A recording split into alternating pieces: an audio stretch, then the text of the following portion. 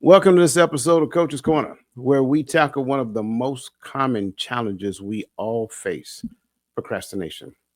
Whether it's putting off that big project, delaying a tough conversation, or avoiding the gym, or just one more day, procrastination has a sneaky way of holding us back from achieving our goals and living up to our fullest potential.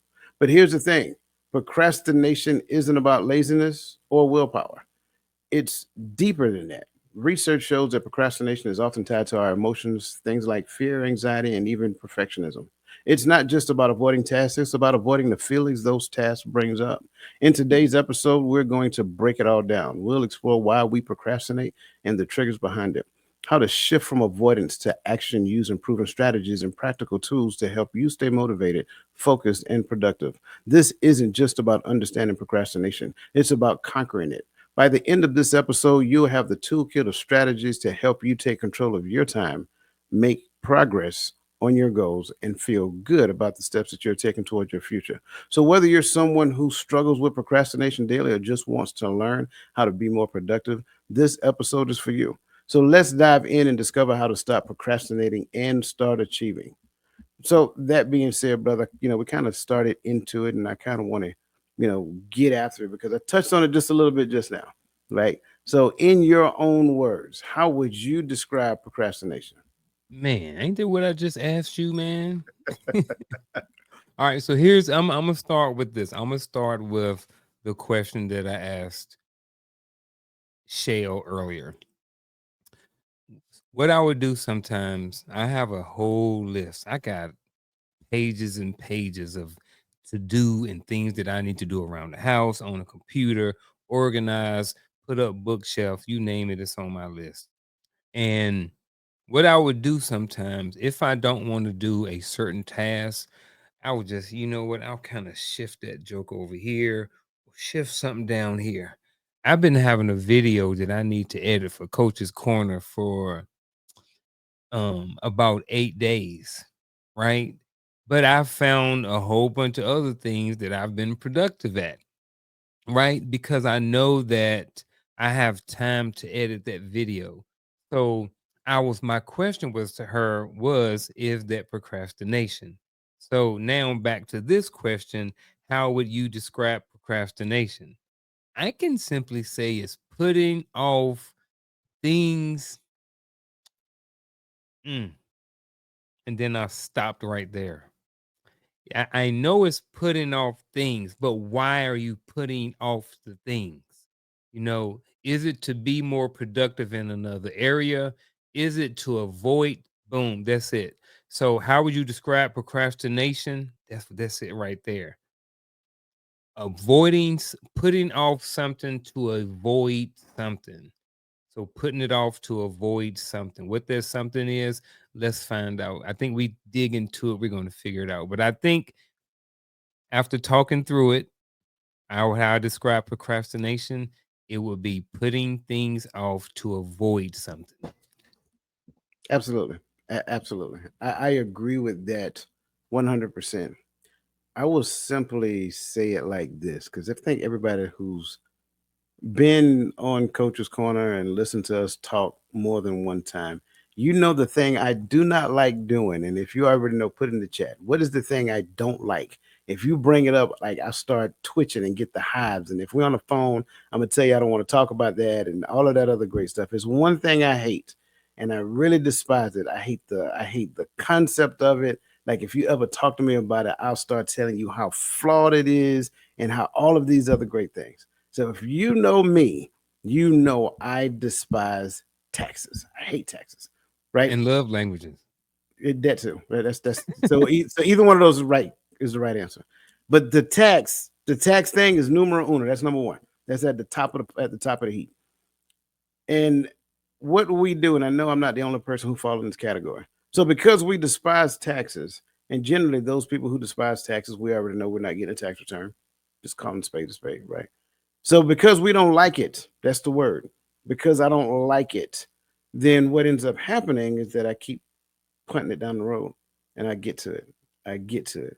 And I'm gonna do all the things that I like because not only do I like the things that I do, I'm productive at those things and I'm seeing the immediate return on the thing. But this thing over here, even though I know it's something I have to do, I'm gonna keep putting it down. So it is avoiding the feeling of the thing that I don't like doing. And then what ends up happening is I replace it with the things that I like doing until I eventually get to the point that I have to do it. That is the very definition of procrastination. And it's almost nerve wracking because we know it stays like in the back of your mind. Like you can get busy doing what you need to do, and then when you get finished and go and relax, you're like, "Yep, still got to do those taxes though." And it's like this little voice in the back of your head, like, "Yep, those taxes still left, waiting on you, bro. We ain't going nowhere. We're gonna be here until in at least until April 15th. And if you got a business, it's March 15th. So if you own a business March 15th, and for the business taxes, and then your personal taxes April 15th. We right here. We ain't going nowhere. In fact, not only that, we come around every year, and you know this, but yet you procrastinate.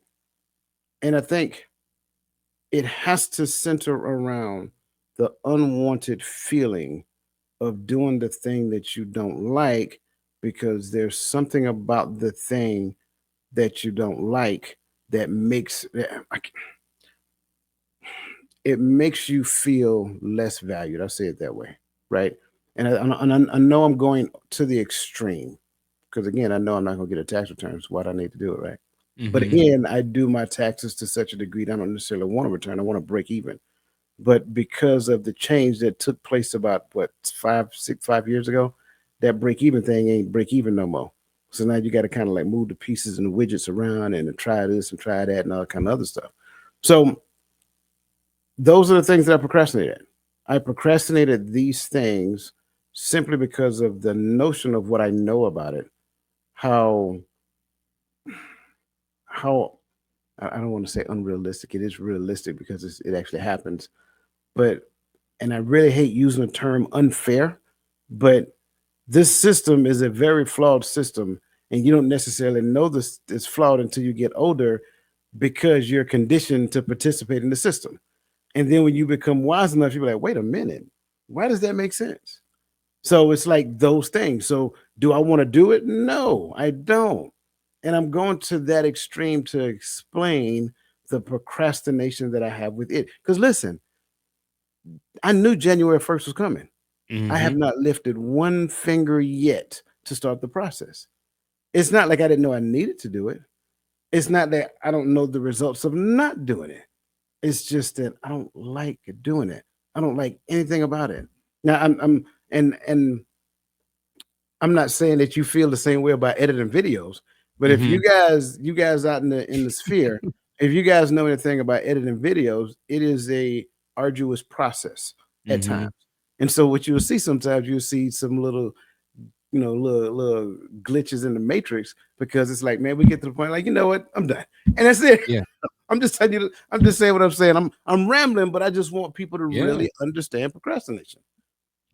I mean, when a 2-minute video edit, a preview that they may see, that may have taken 3 or 4 hours to do. So it's like you have to find time to do that. So speaking of finding time and procrastination again, I think I want to kind of unpack this a little bit more. I don't know if we're gonna get to it or not. So I'm a I'm gonna do it right now. Man, so is all right. So about 2 weeks ago, we went to Home Depot. We got a big wall in the living room. We need to do something with it. So we finally decided we're gonna put up these big old shelves over there. So went to Home Depot or Lowe's or something like that. Probably at least 3 weeks by now. So got the wood, got it cut, got it sanded, got it put the what I'm talking about, put the coating on it, coloring, I can't think of it. Did all of that. Them jokers is still sitting in the living room. They've been in the living room since last weekend. But I've done a whole bunch of other things. You know what I mean? Worked on Shell's vehicle, did a bunch of this, did a bunch of that, did date thing for the weekend. I've done a whole bunch of other productive things. But I've been avoiding that thing not because it makes me feel any type of way. I've been avoiding it because it's going to take me 2 or 3 hours to get them jokers put up on the wall. And I'm just like, man, how much other things I'm not going to get accomplished because I'm trying to hang these two shelves up on the wall. Now, they're going to get done. Shell know they're going to get done. She ain't going to nag me about it or anything like that. Not yet. Eventually she'll just move them somewhere else. And then I'll know. I'm like, all right, well, I think she's at her limit. I need to go ahead and put these jokers up. So I'll just add it to my to-do list for the weekend or something. But so is avoiding because you don't want to invest the time in it right now, is that considered procrastination, or is that just um adjusting my priorities? I think that's a great question. And I think we can say it's time because that's what we really believe. And anything that equates to time that we don't want to invest it in, we automatically equate it to being lazy. Mm-hmm. But it's not a person being lazy because we're trying to tie it to the time. It's the feeling that we get from the thing. Like, do I want the end result? Sure, the end result I want. I just don't want to go through the pain to get to the end result. Mm-hmm. And so it is a form of emotional regulation, right? By avoiding doing the thing. If I don't do the thing, then I never experience the emotions that's tied to doing the thing, even though the end state is actually good. This is one of the main reasons why people create goals and don't ever finish them, because they realize that the goals that they create, where there's some pain that they're going to have to go through in accomplishing those goals. And so instead of going through the pain of accomplishing those goals, they prefer to just reformat the goal, restructure it, or just change the goal altogether because this one is less painful. This is why people set goals here instead of all the way up here, which these are the goals that you're supposed to set. So it has to be a form of emotional regulation, because if I make it about the time, then I'm saying that I'm lazy, and I'm not lazy, right? I know you're not lazy. This dude gets up at 4 something every morning and go work out. So it's not about being lazy. It's not about the time tied to the thing, even though the time is the thing that we're going to end up talking about. Why? Because I don't want to tell you I don't like the feeling of just sitting in this chair, looking at these videos, dragging the screen, clipping this, editing this, pulling this out, go and find another clip, put this over top, create an overlay so our faces fade out, and you see this doctor comes up and he gives you the thumbs up because he a doctor, and some one of us just mentioned about the profession of a doctor, stuff like that. All of that, I don't like the feeling of doing that. I do like the end result though. Yeah. The end result is good because it's a part of the brand. We get to put the brand out there, and and you're absolutely right when you said that. Like, it can be a time consuming process, anywhere from 30 minutes to 3 hours, depending upon how long the clip is. So it's Mm-hmm. like all of these things, the feeling that you get while doing it, your brain say, you know what, I could be doing this. I could be doing that. Yeah. You got a bowl of ice cream right there. You ain't finished yet. Your favorite TV show is coming on TV. Why don't you call Garfield up and see what he doing? Like, you have all those thoughts going in, and then it's like, I'll finish this later. And sometimes Yep. we just walk away from the computer and leave the video sitting right there for hours. No, we Mine got to up come right back to now. it. You see what I'm It is saying? literally up on the other screen over there. It is literally up. Yeah. Man, watch this. I'm gonna share my screen real quick for the folks. Yeah. Look at this, folks. No cap. Look, that's Behind the right there. That's scenes. literally my screen right there. That's the other screen. Mhm. And so, can you bring that back up real quick? This is the Uh-huh. thing I was talking about. So if you Yeah, guys all day. look, right, so the bottom video is the video itself. So what he did is he zoomed, because to do this on the, because I use the same platform, you have to zoom in on one head, right? And then you'll cut that, and that's how he got that single video and put it over top. So now the Mm-hmm. video on top is going to overlay the video on the bottom, and see all those tabs in the upper left hand corner. All those tabs are different things that we can add to the video. So it's Mm-hmm. like all of that stuff happens, and it's like, man, you guys get to see All the end this. result. Yeah, you guys get to Yeah. see the end result. Yeah. So, Yeesh. I get it. I'm with you. We go through the Mm-hmm. same struggle. But the key that I want everybody to understand, it is your way of regulating your emotions, Mm-hmm. but you're avoiding the task that you have to accomplish. And we all do it. I don't care who you are, you're guilty of it.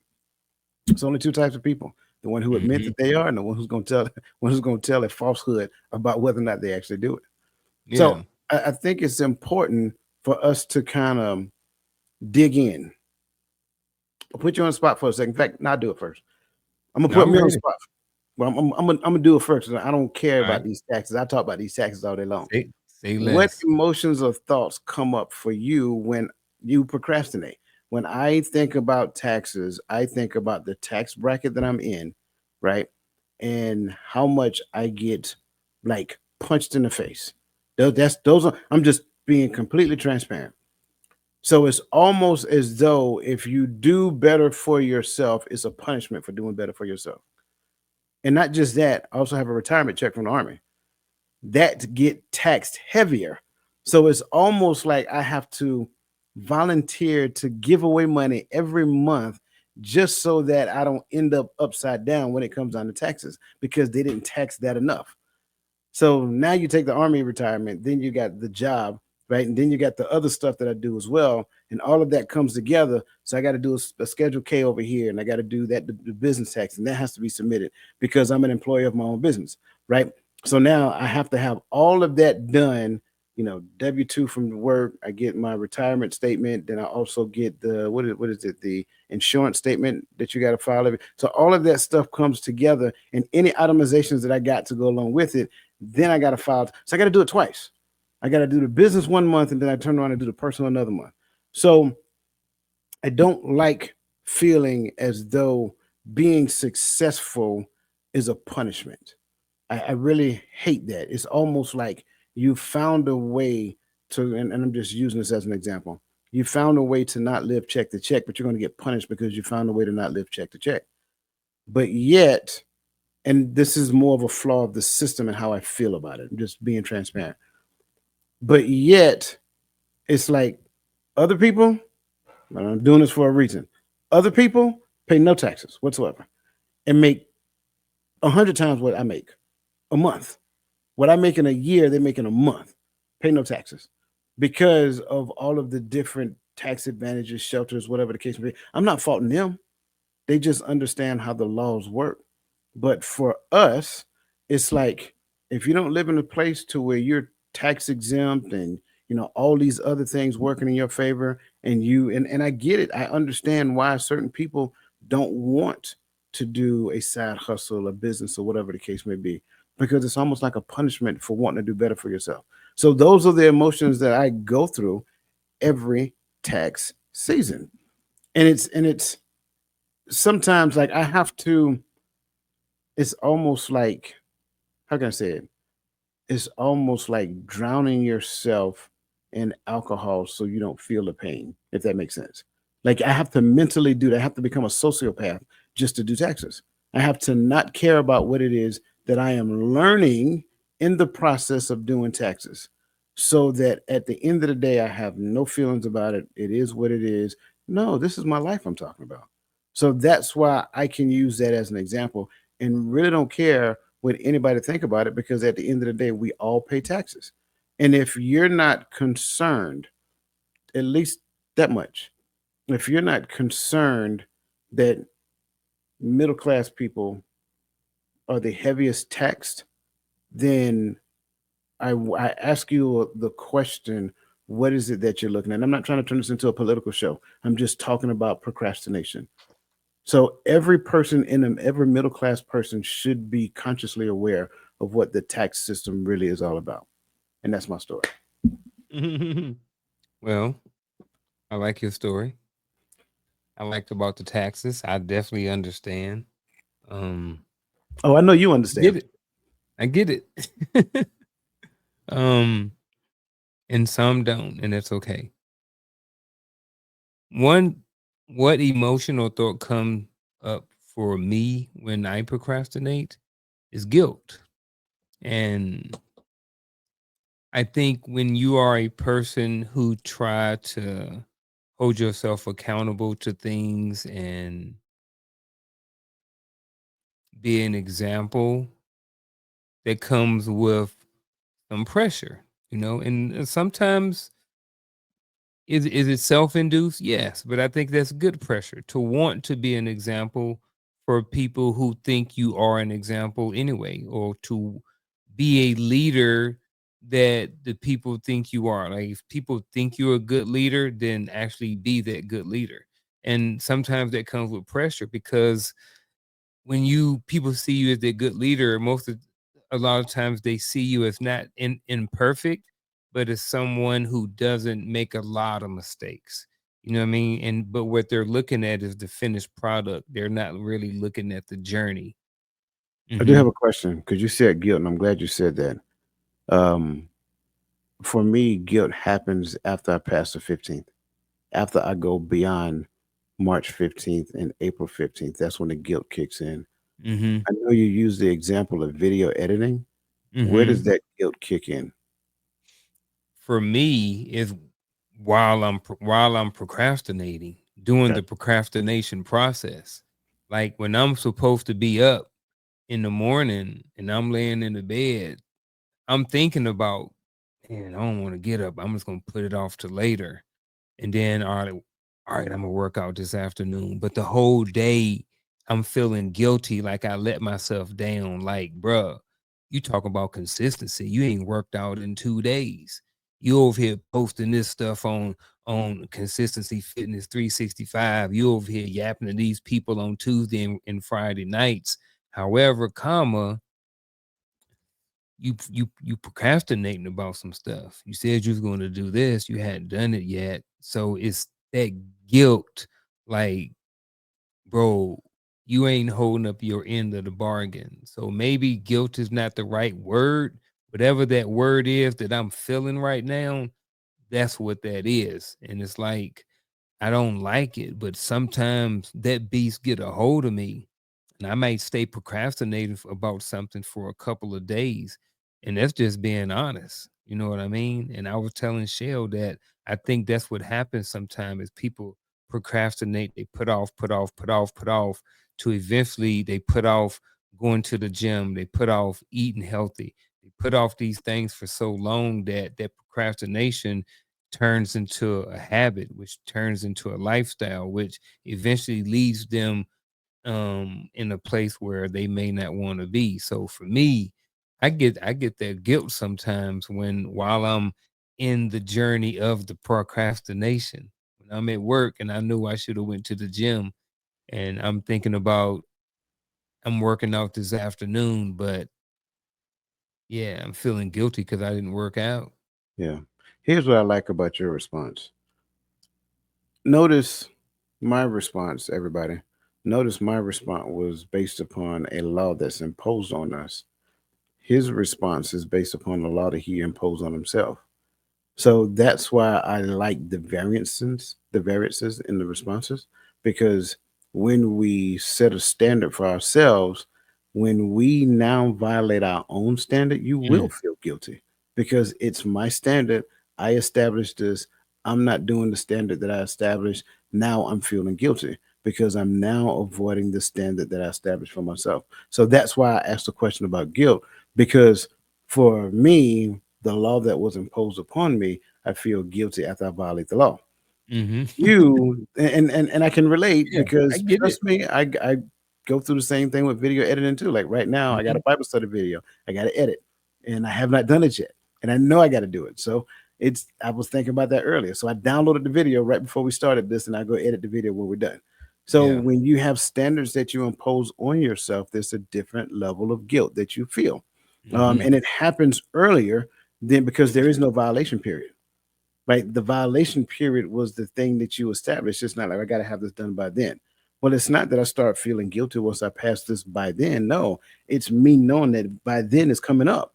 So now I start feeling guilty before it comes up. So that's why I wanted to ask that question. But I Mhm. think this is a great space to move forward because I think when we look at the guilt, when we look at the variances of whatever type of feelings that we may feel, whether it is some type of fear, whether it is some type of perfectionism, whatever that looks like if procrastination can be seen as a form of regulation, emotional regulation, how can we replace avoidance with healthier emotional management? Mm. How can we replace it? Replace avoidance? I'm a firm believer just doing it. Ripping the band-aid off, just go do something. Even if you don't know, just do something, Yeah. right? So let's when we talk about emotional regulation, I'm going to talk about replace avoidance, right, with healthier emotional management, right? So something that I'm gonna try to weave something physical into the emotional, right? Um, Working out, man. This is a real easy one because it's something that a lot of people struggle with, the consistency to maintain a healthy lifestyle. And the reason why maintaining a healthy lifestyle is so challenging, especially when it comes to what we eat, is because unlike cigarettes or alcohol, you can stop those. You don't have to have those. You can just not have no money, not go to the store, and you can avoid those things. You have to eat. You can't avoid it. So that is why, first of all, the food part or losing weight or um, maintaining a healthy lifestyle when it comes to what you eat is so challenging. It's because it's something that you have to do. So one of the things that people avoid a lot of times is going to the gym or working out on a consistent basis, right? So one of the ways that you can replace that is to have a different thought process about it, right? This is where the emotional regulation, emotional management comes into place. I don't want to work out. It sucks. I'm gonna get hot. I'm gonna sweat out my perm. I'm gonna sweat out my weave. No shade. Um, it is what it is. I've heard those. Some of y'all's out there. Some of y'all out there know exactly what I'm talking about. You know, there's a lot of different reasons why. I don't have time. We can come up with a whole bunch of different reasons mentally on why we can't do something. But if you change that with a healthier type of thought process and you say, you know what? There's somebody right now who laying in a hospital at 45 years old who can't walk, who don't have the activities of their limbs. You know, we pray about that all the time. Thank God for the activities of my limbs. Y'all know exactly what I'm talking about, right? So the fact that if you change what you think into something positive, it may help with the avoidance. You know what? I get to wake up at 4 o'clock in the morning and work out. I have the opportunity to eat healthier food. I have the opportunity to pay $25 a month for a Planet Fitness membership.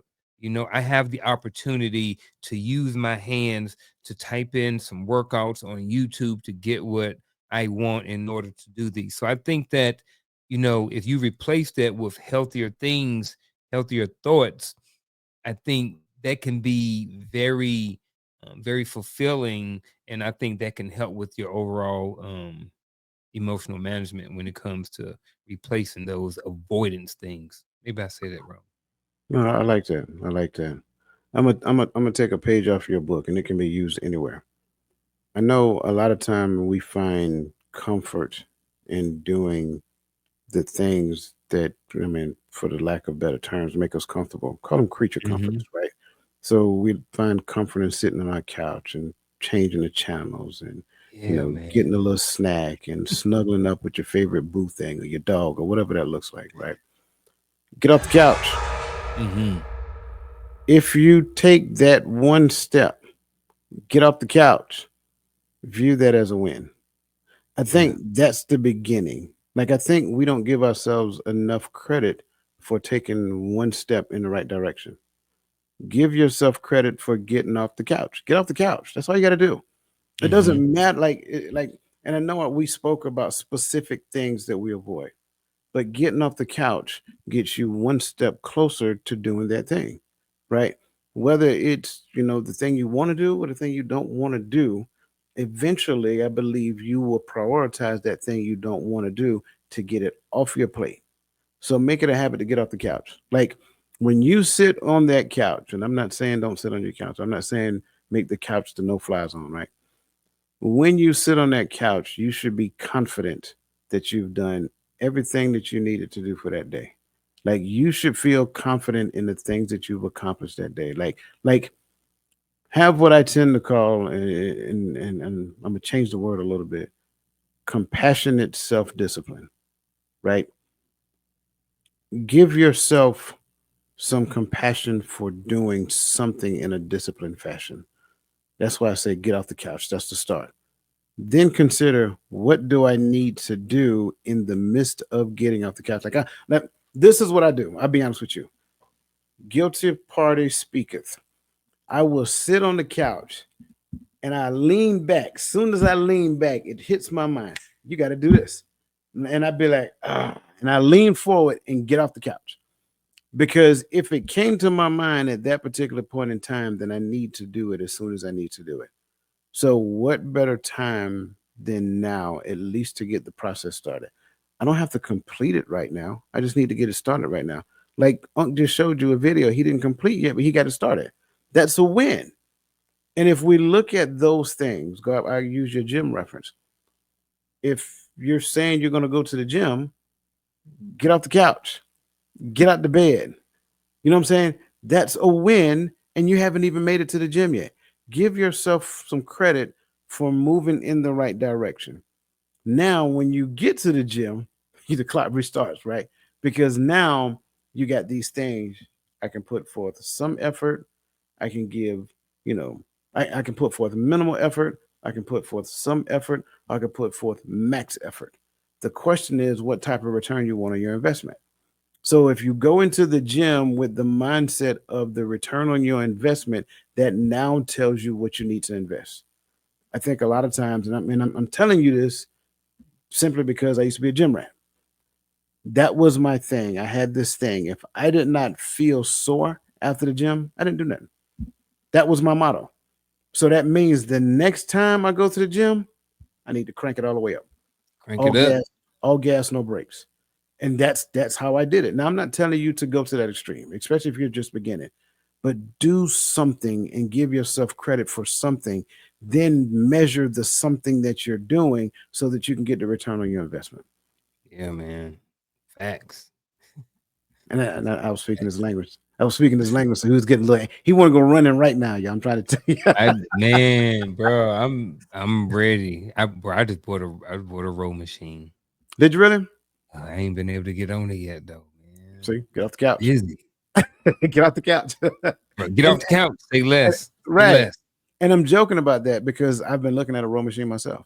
Like Mm, I've been looking at a row machine or a bike. I'm gonna get one or the other. I haven't decided which one yet.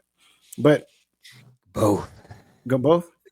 Going back to this point though, I think there's also a thing that we have to address, which is the anti-perfectionism rule. And we talk about it all the time, right?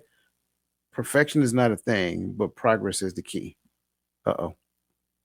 Yeah, Yeah, I'm trying to see where you going with this.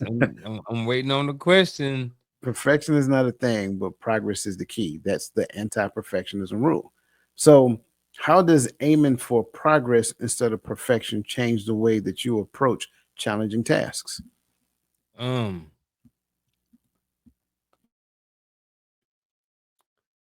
when you aim for see, here's the thing, and I don't know if I'm putting the horse before the cart or what. But the thing about this is when you I don't know. I'm trying to get it out. How do you aim? How does aiming for progress instead of perfection change the way you approach things?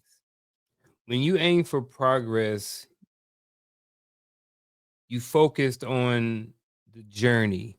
You may know what the end result is, but the journey is just as important as the end goal. Doing that journey and you having the ability to understand progress, you understand that there's going to be ups and downs and ebbs and flows and stops and journeys going to be changing and paths going to change direction. You understand that stuff, right? So you may not be as flustered when certain things happen because you already understand that that is part of the progress, right? Now, when you start focusing on the perfection, then sometimes you don't leave yourself room for error. You know, you may beat yourself up, like kind of what I'm saying, the guilt. You know, it's okay, I think, for me to feel guilty, but I shouldn't feel guilty all day long. At some point, I should cut it off accept my losses, pick it up, and figure out how not to procrastinate the next day. But when you are striving for perfection, sometimes you don't give yourself that wiggle room that you may need, and how you approach those things are different, and you can see people sometimes as they go through their journeys, the people who strive for perfection, because they get flustered when sometimes things don't go their way, but when you're aiming for progress, you understand that that's just part of it, and you're still going to get there, but you just understand that there's a progression or progress that it takes. One thing you have to be careful about is in focusing or aiming on the progress is getting too comfortable, because sometimes you're going to fail, and say you don't want to get too comfortable with saying, oh yeah, I failed, ain't no big deal, I'm just focused on the progress, it's just part of the journey. No, you can get in a really bad situation where you thinking that is too okay. Yes, it's okay to fall, but we don't stay falling. We learn from what we fail from, and we try to move forward better so we don't make that same mistake multiple times. So um yeah, that's what I think. I agree. I agree 100%, but I owe you something. Mm, Yeah, because and here's why I said that. I like the fact that you touched on sometimes when we focus on progress, we'll accept anything as a form of progress. And yep. because we'll accept anything as a form of progress, we'll use that as an excuse. Well, hey, this is just progress. I'm good. I don't have to. I don't have to. No one's perfect, right? If listen, if a thing is common to man, there's no need to talk about it. Mm. There's no need to talk about air because we all need it. Now, the only time we need to talk about it is when there's a shortage of it. That's the time to talk about the thing that is common to man.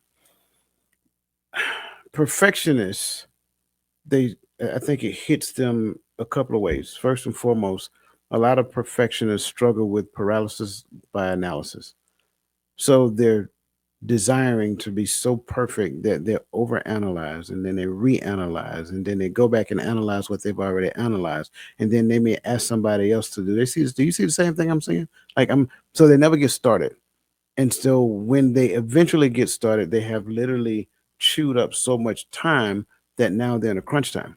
So now that they're in crunch, they have that mindset to where they say, well, I work better under pressure anyway. So now they're coming up with excuses to give themselves permission to continue to do that. And lo and behold, don't let them achieve the goal that they sought out for that now has become their process.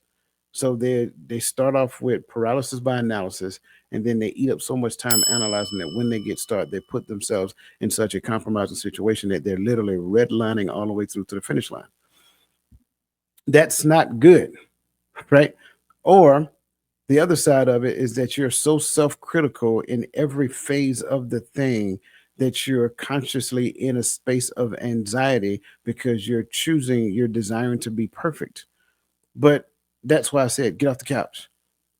Give yourself credit for doing something, but don't lay in the credit as though everybody else is supposed to give you credit for getting off the couch.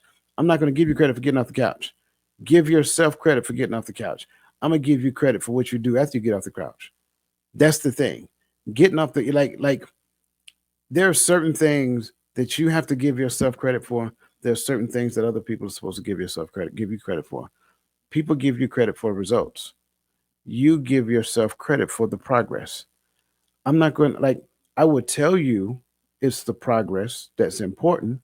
I would tell you that don't focus on perfectionism, but progress is the key. But that's for you to embody, not for me to, hey, good job getting off the couch. I'm not doing that. I'm sorry. And if that's what you need, we need to have a different type of conversation.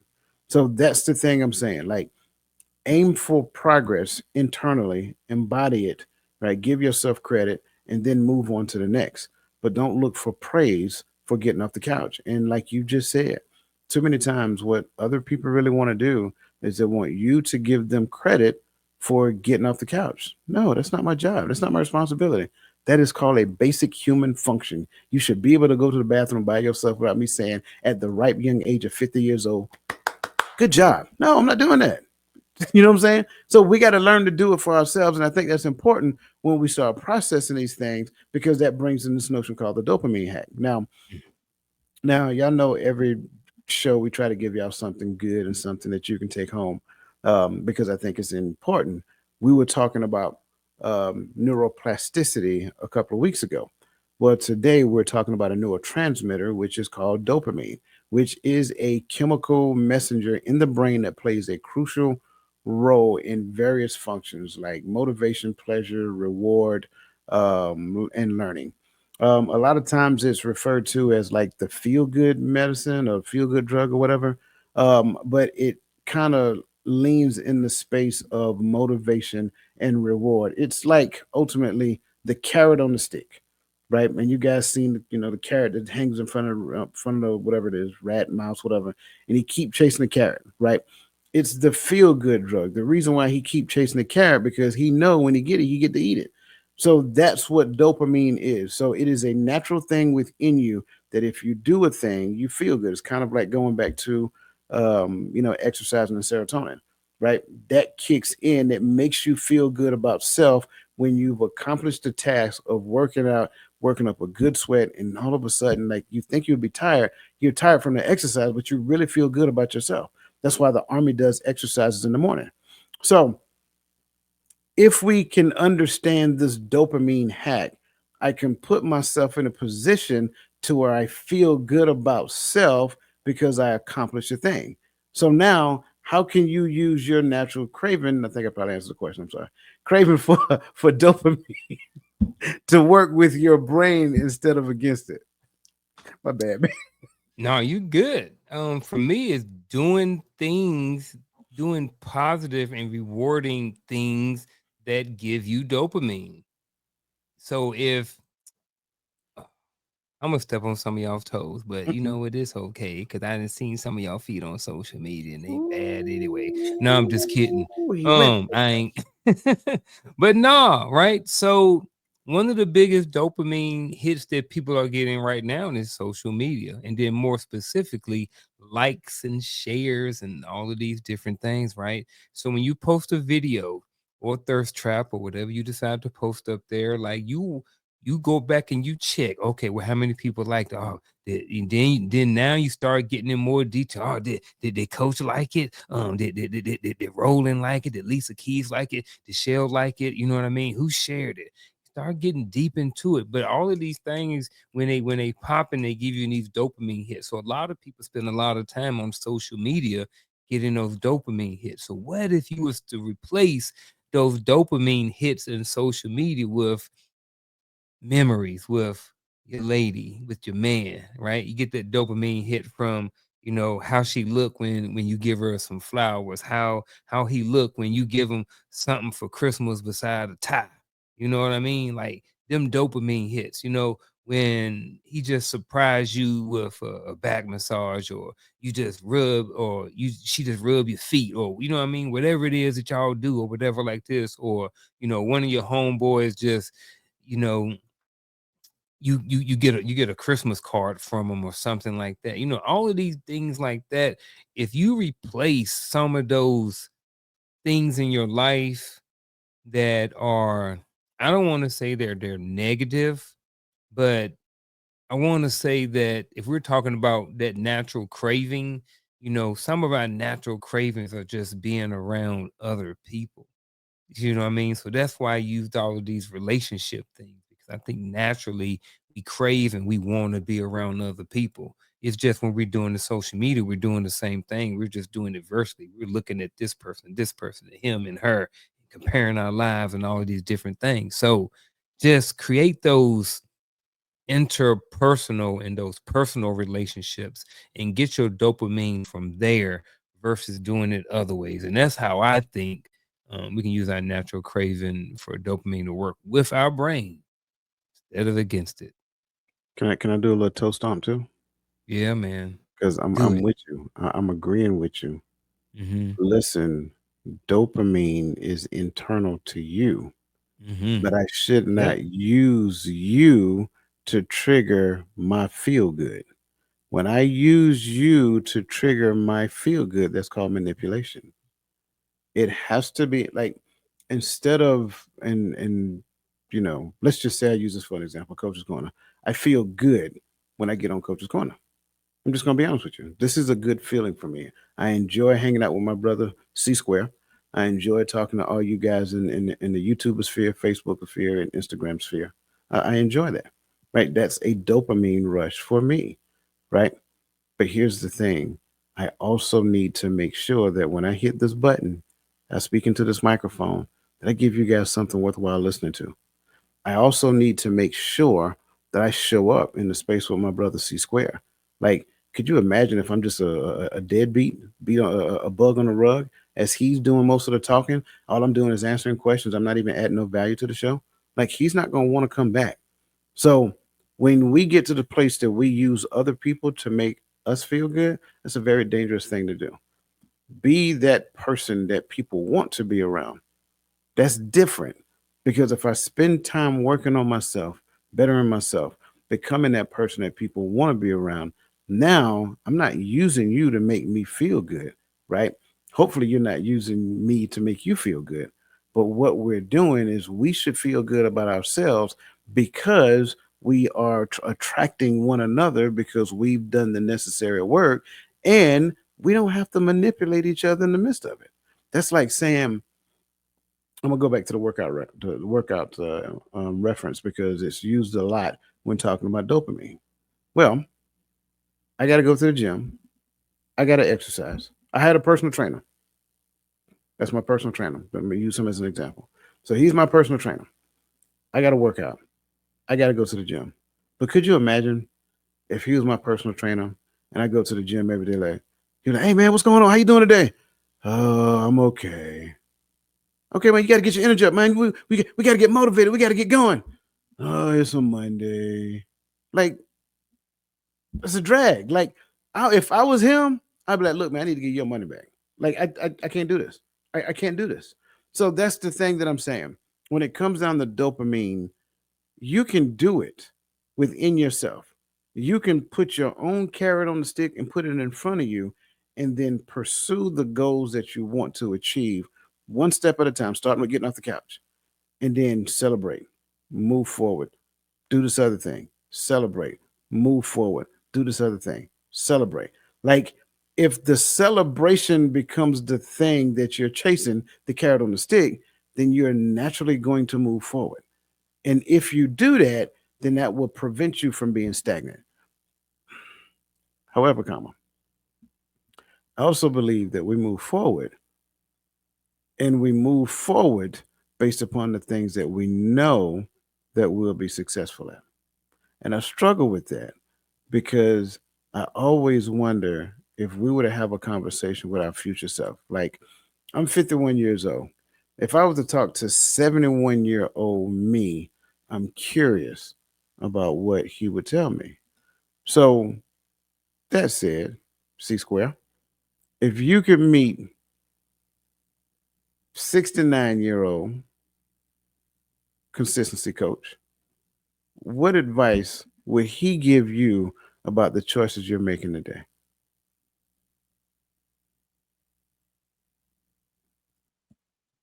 I think some of the advice they would give me would be to continue to work on your decision making skills.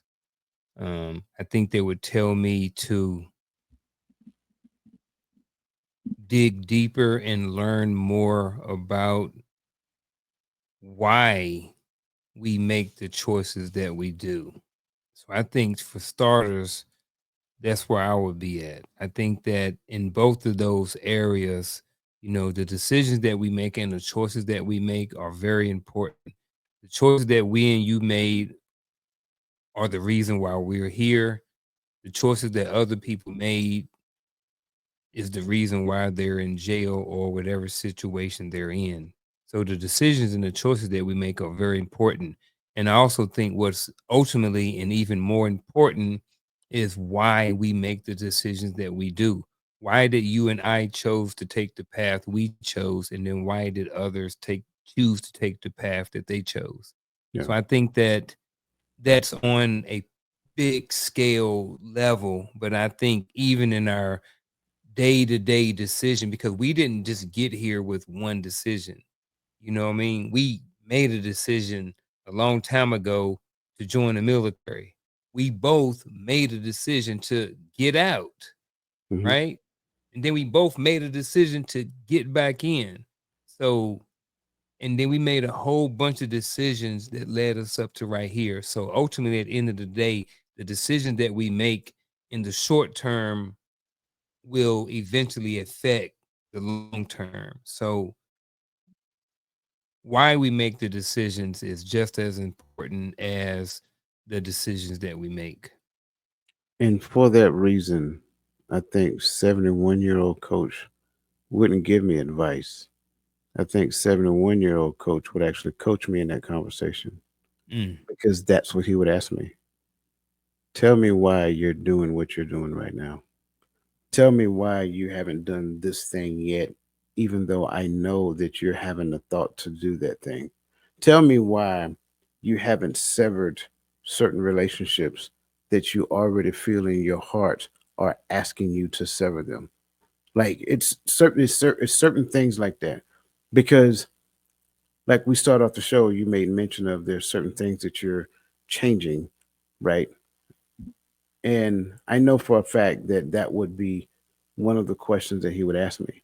Then I believe he would ask me, why are you delaying pulling the trigger on this thing?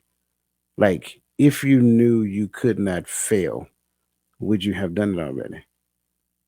Like, see, I think those would be the conversations because I think me and that brother were getting a long, drawn out conversation, and he'll have me scratching my head and doing all kind of stuff like this because I know he's asking me the questions that I need to hear right then and there at that point in time. So it wouldn't be an advice; it would be a conversation to where he would be asking questions and making me answer the questions that he asked, and then based upon those answers, he would ask me another question. And so ultimately, it would be stop procrastinating on the decisions that you need to make, do the thing that you already know that you want to do because you know that's the thing that you're supposed to be doing. These things that you know that you're supposed to be doing are waiting on you to do them because they're not going to do themselves.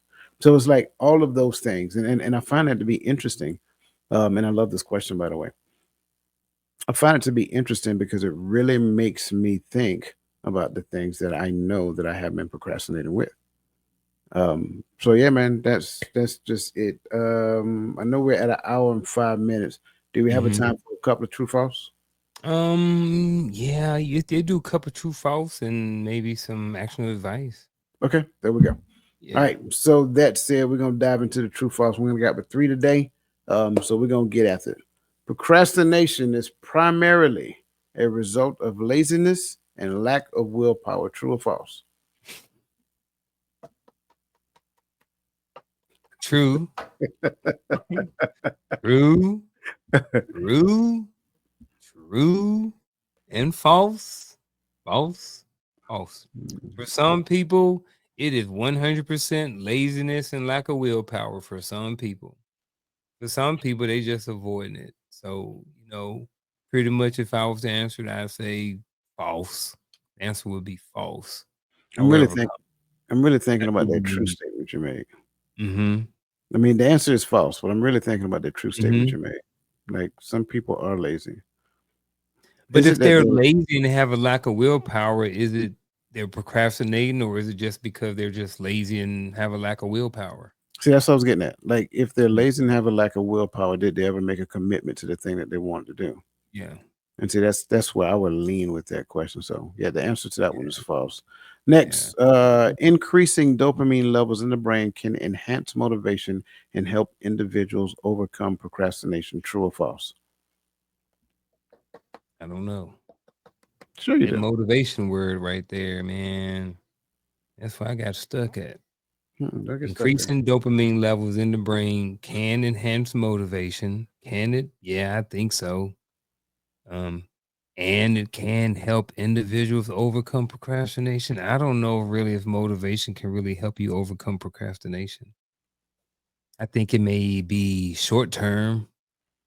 I think in the short term, it can help you with something. maybe some small tasks, but if you I don't think I don't know, maybe short term, but I don't know about long term. So I'm kind of leaning towards false on this one. Okay. Well, the answer here is true, and I do understand what you mean about the short term.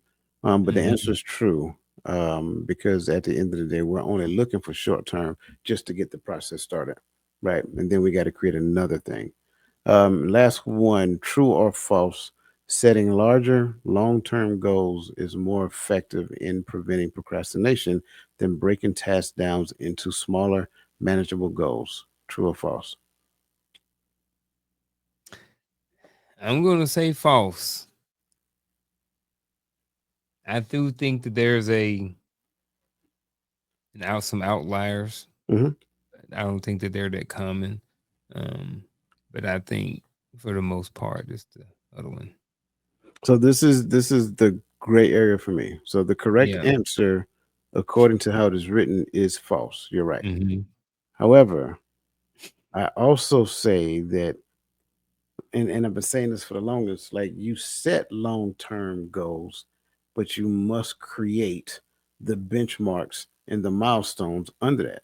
And so the Hmm. milestones become the carrot on the stick to get to Yeah. I'm sorry, the benchmarks becomes the carrot on the stick to get to the milestones, right? So that's it's the carrot of on the stick that is the tasks that are broken into smaller manageable things. So the textbook answer for this is like false, Yeah. but I can also see how it's both. You know what I'm saying? Yeah. Yeah. So Because it's like one. I was when you were saying that, I was thinking about the marathon, right? So there was a long term goal that was set, but there was a whole bunch of smaller, manageable goals that led up to that. You know what I mean? But did the long term goal make it more effective in preventing procrastination?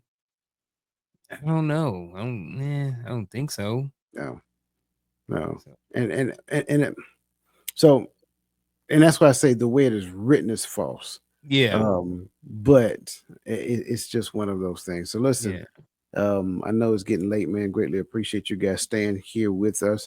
But this takes us into our actionable advice.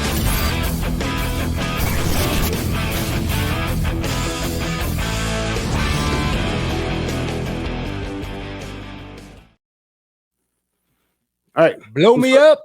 All right. There it is. Hey man, so here's my actual advice for this week. I believe in journaling. It's not something that I do a lot, but I do understand it. Shell journals, she write things down. It's effective for her. She likes it. I am a firm believer that I think that, if you look at this title of the show, it's called Conquering Procrastination, Discover Proven Strategies to Achieve Your Goals. I think one way, a good strategy to help you achieve your goals is to write things down. Now, like I mentioned, Shell likes to journal. That's not my thing. I like checklists. So one of the things that I think that people can do is create a checklist. I got a whole laundry list of pages of stuff that I need to do. Maybe break that list down, or maybe just take 6 things off of that list every single day. How do you eat an elephant? One bite at a time. Write down 6 things and just focus on those 6 things. And if you just do those 6 things, you will be successful. Maybe every once in a while, throw a bonus 2 on there, or bonus 1 on there, or something like that. And eventually, what'll happen is you'll find yourself procrastinating less. At least that's been my experience. So that is my actual advice for this week, and that's it. I do love what you said there, because mine's going to sound very similar. I'm going to talk about time blocking. I think a lot of times we struggle with completing tasks because we don't necessarily put task to a time and then hold ourselves to that time that we've allocated for that task. I also believe a lot of times we try to do too much within the course of a day. So now I'm going to also incorporate the 80-20 rules, also known as the Pareto rule. So write the tasks down that you need to accomplish within in a week. And then out of those tasks, which are the 20% that you know you need to do that's going to get you the 80% result, right? 20% of your tasks will give you 80% of the results that you're doing, that you need, that you're going to obtain. A lot of times what we do is we try to spend 80% of our, we try to spend 80% of our time on the 80% tasks. And that only gets us the 20% that's remaining, but we got to spend 80% of our time on the 20% task that gives us 80% results. So take those and front load those, right? Those 20% tasks that are the ones that will drive 80% of your results, you front load those. Those are the ones that you do first thing in the morning because you have the most energy there. At least I can say that for me. So that means you're going to have to take inventory of yourself and find out when you are at your max energy. Mine is in the morning between 8 and 11:30. If you know me, right around 12, 1 o'clock, I can take a nap. So I don't want to do anything that's going to be driving a lot of results around that time frame. I want to do it up here. And so my 20% task goes in the mornings, right? And then once they're done, then the 80% tasks now are below that. Assign them to a block of time during the day and then hold yourself to that. When you sit on that couch, you should feel fulfilled knowing that you've accomplished the things that you need to accomplish that day. Don't jump into the next day because a lot of times we have a tendency to do that. Do not jump into the next day. I'm going to say it the third time. Do not jump into the next day. Complete your task for this day, unplug for that day, and then get enough rest so that the next day you are wired and you're ready to go. If you do not complete a task that day, move that to another day. Do not spend a longer time trying to complete that task. Hold yourself to the time that you've allocated to that task. If you do that, right? Remember, get off the couch. If you do that, I do believe that you will not only be successful, but you'll achieve the goals that you want to achieve. Bruh, ended with a home run. Home run, I appreciate that, bro. man. Home freaking run. I don't even want to add nothing to it. I want to, but I ain't. I'm gonna do it this justice, bro. Hey, man, I appreciate that. Listen, C It went Square. over, bro. You was giving people coaching. You was giving people free game. I was giving them free chicken. You giving them free game. Is that bigger? Like Uh, Go ahead. I'm when sorry. you get into coaching, I gave surface level stuff. Right. When you get into coaching, that's how they break it down into how you create your list. Coach has do it that way. I've done it that way. I got some different ways that I do it too. You know, you can break your categories down Hmm. to where they can be a lot more achievable. You can be a lot more successful. But that's where you break the. That's when you like what you get right here. This is the free stuff. You get the nitty gritty stuff that's tailored to you. Like when you get coaching, it's like having a tailored suit. It's only going to fit you. You know what I mean? You can't just take what I give, what coach give me, and just apply it to every. And some things will be in general, Hmm. but a lot of things will be very specific to just you. I don't know why I plugged coaching, man, but maybe because you gave everybody all that free game. Well, I tell you why. Because, like I Mm-hmm. said, some of us don't know the difference between 80-20. We Mm, don't know what drive. We don't know what that 80-20 rule is. We don't know that 20% that drives 80% of the results. So we just assume and just make it up and then just start plugging and playing. So you're absolutely right. Even though I gave a very detailed list just now, like it's more to go along with it. There yeah. is a thing that we do to actually to determine which tasks are which. So, Mm-hmm. just you spot on. You spot on. Ain't no wrong with a little free game every Ain't once no in a no while. damn, We do it every week, twice a Yeah, week. absolutely, absolutely. Listen here, we appreciate you guys. We Yeah. value you guys. I appreciate this young man right here. I value him. I want to make sure I say that on camera. We don't take these conversations lightly. And as always, we look forward to coming to you guys and giving you the best version of what we have during that conversation. So that being said, on behalf of my friend Garfield Martin, the Uncle Junior, the consistency coach, the brother I affectionately call C Square, and myself, Dwayne Dwyer, the mindset coach, we appreciate you guys. And yeah, listen, let the best version of yourself be a blessing to somebody else. We are out.